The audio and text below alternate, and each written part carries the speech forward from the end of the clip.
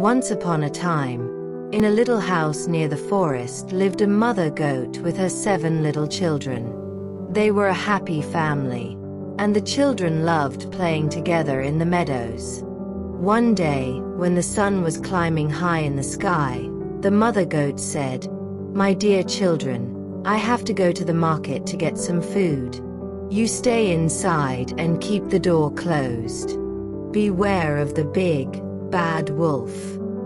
He is very cunning and will try to cheat you." "Don't worry, Mother," the children chirped together. "We will be careful and will not open the door for anyone except you." Before leaving, the mother goat said, "The wolf has a hoarse voice and his claws are big, black. Remember that if he comes, you must not let him in." Then she said goodbye to her children and headed for the market.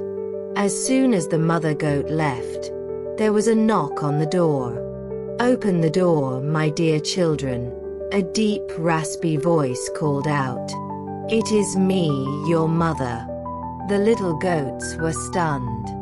They knew that the voice was not their mother's. The eldest child said, "You are not our mother. Her voice is so sweet and soft. You must be the wolf." The wolf, on hearing this, ran away in despair, but he did not give up. He went to a shop, bought some honey and swallowed it to make his voice sweeter. Then he came back home and knocked again. This time his voice was softer and he said, "Open the door, my little ones. It is your mother." The children were almost fooled, but one of them noticed a black claw scratching at the door. "Show us your claws," the child demanded. The wolf, realizing his mistake, ran away to a baker. He smeared white flour on his paws to make them look like goat paws. Feeling smarter, he went back home and knocked once more. "Open the door, my dear children. It's your mother. Look, these are my white paws," he said, showing his flour-smeared paws through the window. This time, the children were convinced and they opened the door. The big, bad wolf broke in. The children screamed and scattered, trying to hide.